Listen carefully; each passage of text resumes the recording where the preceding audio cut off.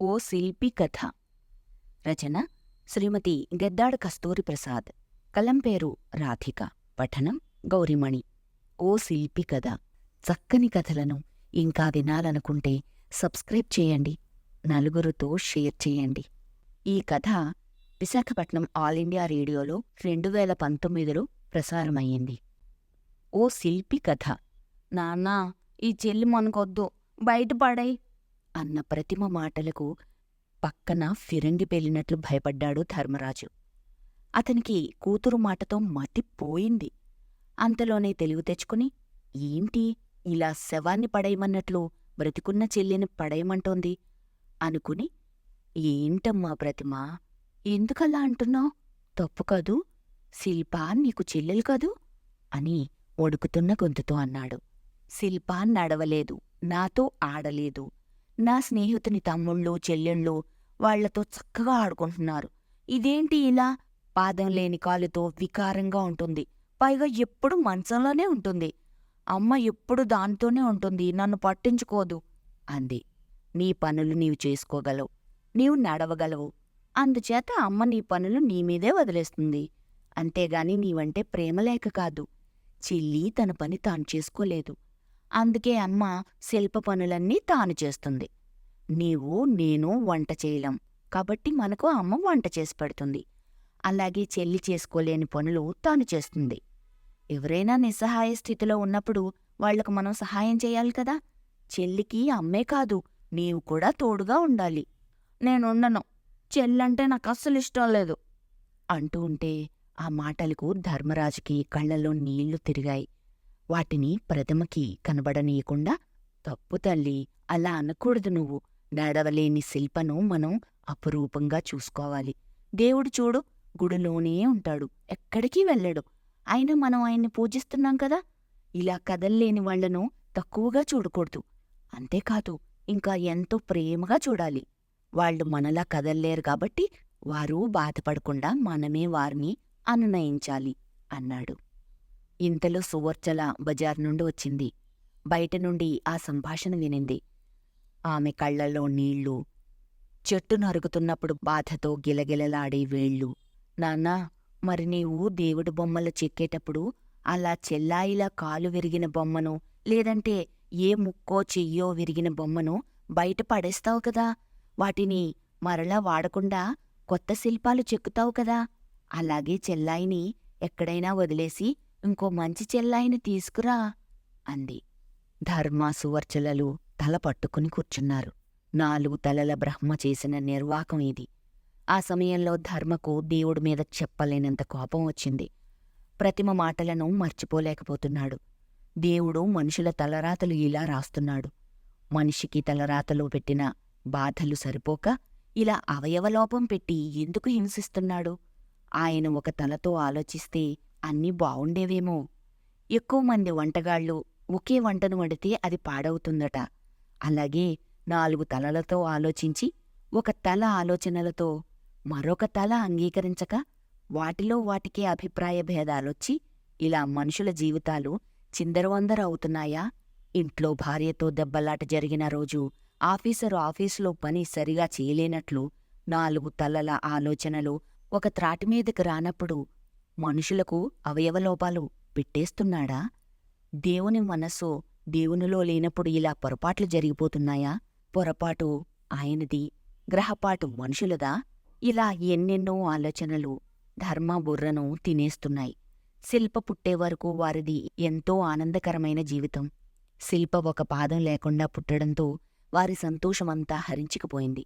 తెలిసి తెలియని వయసులోనున్న ప్రతిమ పరిస్థితులను అర్థం చేసుకోలేకపోతోంది. మామూలుగా మనిషికి ఆటలన్నా, పాటలన్నా, డాన్సులన్నా చాలా ఇష్టం. అవన్నీ చెల్లితో కలిసి ఎంజాయ్ చేయలేకపోతున్నందుకు ఆ పాపకు చికాకుగా ఉంది. ఏకాకిలా ఫీలవుతోంది. ధర్మ ఒక శిల్పి. దేవుని విగ్రహాలు తయారు చేస్తున్నాడు. తరతరాలుగా వారిది అదే వృత్తి. ధర్మ పెద్ద చదువులకు వెళ్లకుండా తాతల కాలం నుండి వస్తున్న ఆ దేవుడి బొమ్మల తయారీని నమ్ముకున్నాడు. ఆ విగ్రహాల చెక్కడంలో ఎంతో ఆనందం పొందుతాడు. తను చెక్కిన దేవుని విగ్రహాలను ప్రతిష్ఠిస్తున్నప్పుడు ఆ సన్నివేశం చూస్తూ మురిసిపోతాడు. దేవుడు మనిషిని సృష్టిస్తే మనిషి దేవుడి రూపాన్ని ఊహించుకొని ఆ రూపాన్ని శిల్పంగా చెక్కి గుడిలో పెట్టి ప్రాణప్రతిష్ఠ చేస్తున్నాడు. అలా చేస్తున్న సమయంలో అక్కడి తతంగం కన్నార్పకుండా చూస్తాడు ధర్మ. తాను చెక్కిన విగ్రహానికి యథావిధిగా పూజలు చేసి నవధాన్యాలు పంచలోహాలు వేసి ప్రాణప్రతిష్ఠ చేస్తూ ఏ మూర్తినైతే ప్రతిష్ఠిస్తున్నారో ఆ మూర్తి పేరు చెప్పి స్థిరోభవ, వరదోభవ, సుముఖోభవ, సుప్రసన్నోభవ, స్థిరాసనం కురు అనే మంత్రం చెబుతూ విగ్రహాన్ని ప్రతిష్ఠిస్తుంటే ఆ మంత్రం మరీ మరీ మనసులో మననం చేసుకుంటాడు.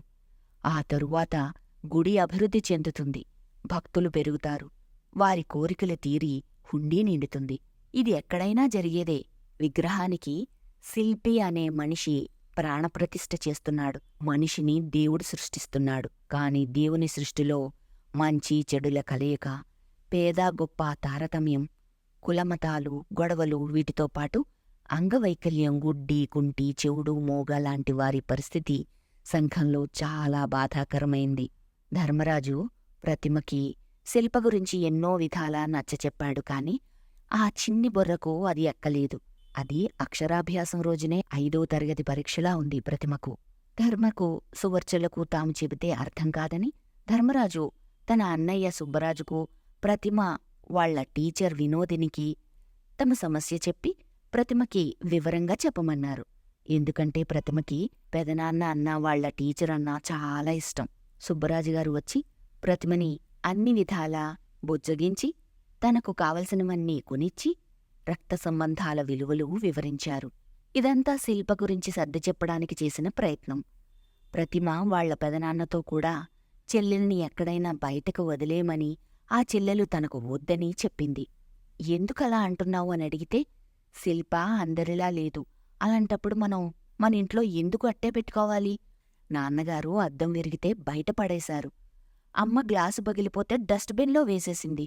మరి అలాగే మనం కూడా శిల్పని బయట పారేయొచ్చుగా, మరొక చెల్లెలిని తెచ్చుకోవచ్చుగా అంది. తప్పు ప్రతిమ, అలా అనకూడదు. మనుషులు దేవుళ్లతో సమానం. చెల్లి దేవుడిచ్చిన వరప్రసాదం. మనం గుడిలోకి వెళ్ళినప్పుడు పూజారి పెట్టే ప్రసాదం ఎవరికీ పెట్టకుండా కళ్ళకద్దుకుని తింటాం కదా, అలాగే చెల్లిని అనుకోవాలి. మనమే చూసుకోవాలి. మరి అమ్మ మొన్న దేవుడి బొమ్మ విరిగిపోతే కాలువలో పడేసింది.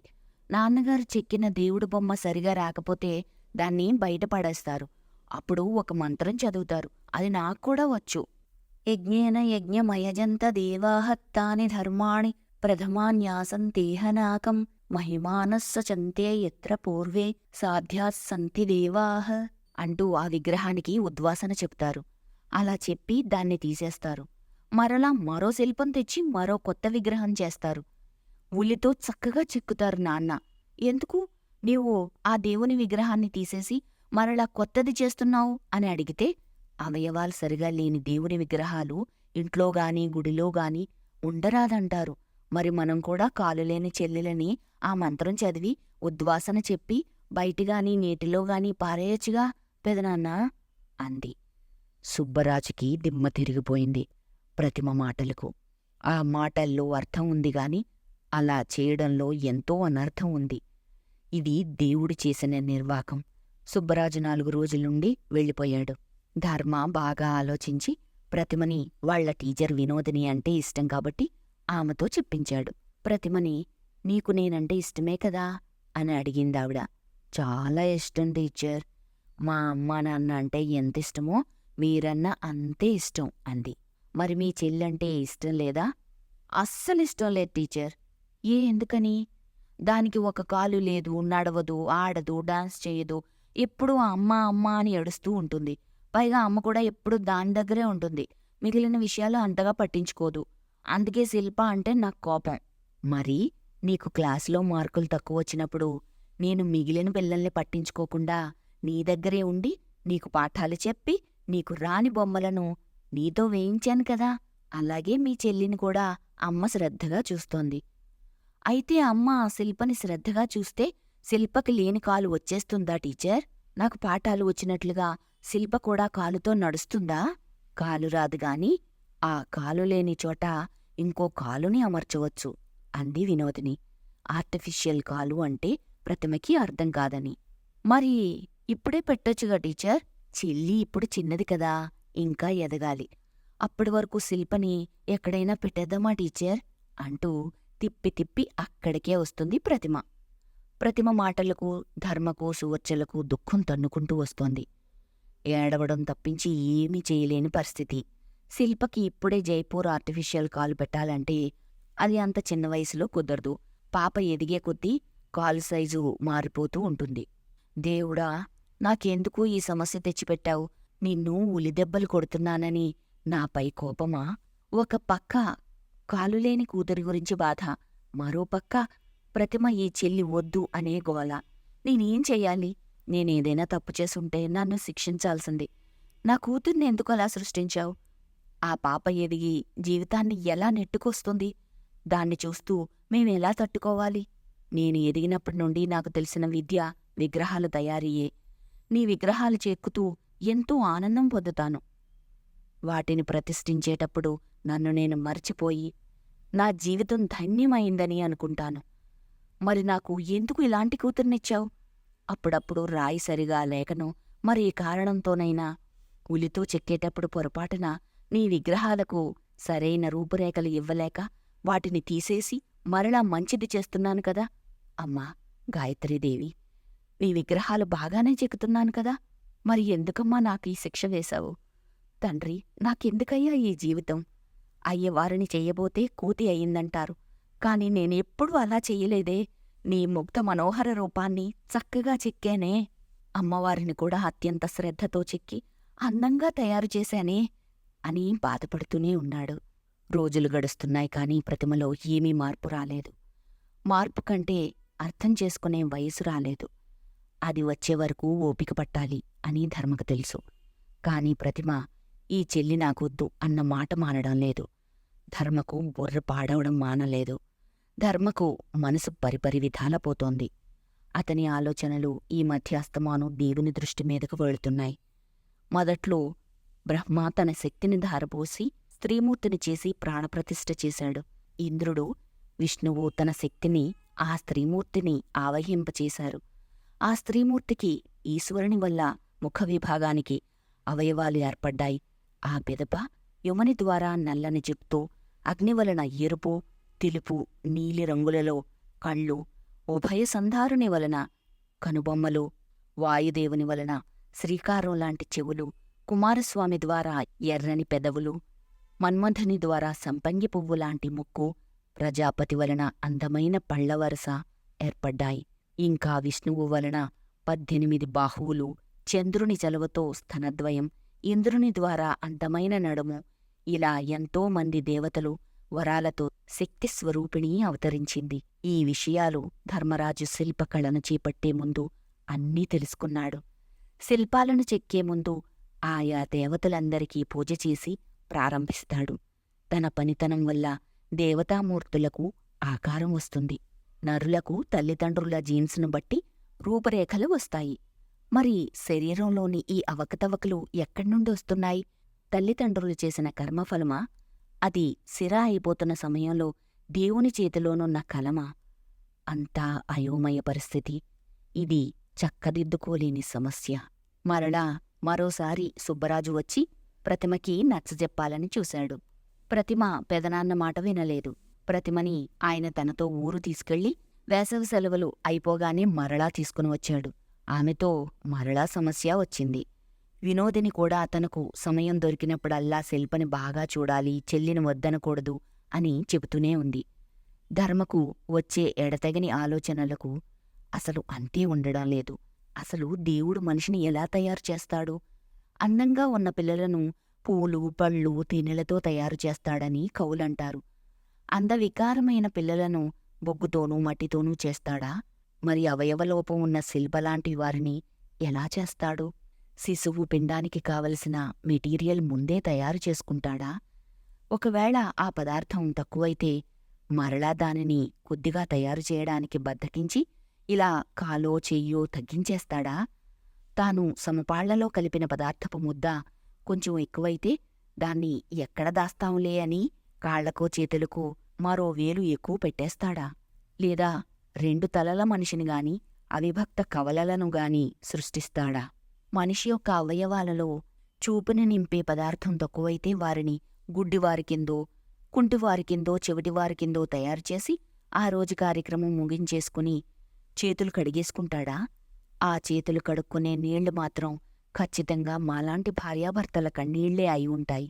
దేవుని దృష్టిలో అందరూ సమానమే కదా, ఆ ఎగుడు దిగుడు ఆకృతులెందుకు అనుకుంటూ బాధపడుతున్నాడు. ధర్మాసువర్చలల బాధతో ఏం పని లేకుండా రోజులు గడుస్తున్నాయి. అవి నత్తలా నడుస్తున్నట్లు, బాధ లేడిలా పరిగెత్తుతున్నట్లు అనిపిస్తోంది వారికి.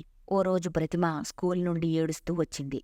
కారణం ఏంటని అడిగితే, మా స్కూల్లో అందరూ మీ చెల్లికి కాలుకి పాదం లేదట కదా అని అడుగుతున్నారమ్మా. అమ్మా, ఇలా ఎందుకు జరిగింది? చెల్లి ఎందుకు అలా పుట్టింది? ఆ కాలు ఇంక రాదా?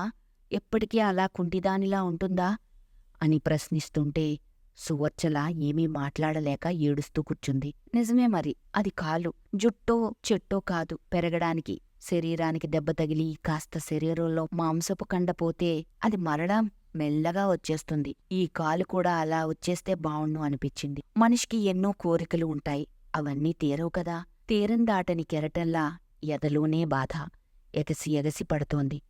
కదులుతున్న అలలులాగా మనసు స్థిరంగా ఉండలేదు. ఏవేవో ఆలోచనలు, బాధలు, సుడులు తిరుగుతూనే ఉంటాయి.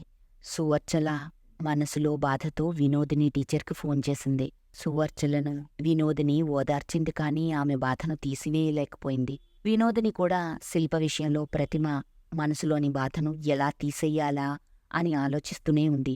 ఆమె కూడా ప్రతిమ కుటుంబ సభ్యులతో సమానంగా బాధపడుతోంది. దేవుడా, ప్రతిమని త్వరగా పెద్దదాన్ని చేసి ఆ పాప తన చెల్లిని అర్థం చేసుకునేలా చెయ్యి అని వేడుకుంటుంది. వినోదిని చివరికి ఆలోచించి ఓ రోజు ప్రతిమని వికలాంగుల స్కూల్కి తీసుకెళ్ళింది. ఆ వికలాంగుల్లో చాలామంది ఆర్టిఫిషియల్ కాలు పెట్టుకున్నవారు. వారిని ఒక్కొక్కరిని పరిచయం చేస్తూ ఉంటే ప్రతిమ భయపడి గట్టిగా ఏడ్చేసింది. ఒకేసారి అంతమంది వికలాంగులను చూసేసరికి ఆ పసిమనసు తట్టుకోలేకపోయింది. ప్రతిమను ఊరుకోబెట్టడానికి చాలా సమయం పట్టింది వినోదినికి. వారి గురించి ఎన్నో ప్రశ్నలు వేసింది ప్రతిమ వినోదిని టీచర్ని. వారెందుకు అలా ఉన్నారని గుచ్చి అడిగింది. అన్నింటికీ ఓపిగ్గా సమాధానం చెప్పింది వినోదిని. కాని ప్రతిమ మనసులో భయం బెదురు పోక డీలా పడిపోతే ఇక లాభం లేదని అక్కడ్నుండి ప్రతిమకి ఇష్టమైన డాన్స్ స్కూల్కి తీసుకెళ్ళింది వినోదిని. తన వయసు వారు అక్కడ డాన్స్ చేస్తూ ఉంటే వారితో పాటు డాన్స్ చేసి కాస్త మూడ్లోకి వచ్చింది ప్రతిమ. హమ్మయ్యా అనుకుంది వినోదిని. ఎందుకంటే వికలాంగుల స్కూల్కి ప్రతిమని తీసుకునొచ్చి తప్పు చేశానా అని ముందు బాధపడింది. లోహం వస్తువుగా తయారవ్వాలంటే కాల్చక తప్పదు. చెట్టుకి కొత్త చిగురు రావాలంటే పండిన ఆకును రాల్చక తప్పదు. ప్రతిమని అక్కడ మరో సన్నివేశం ఆకట్టుకుంది. సంగీతం టీచర్ పెట్టిన DVD ప్లేయర్లో మయూరి సినిమా వస్తోంది.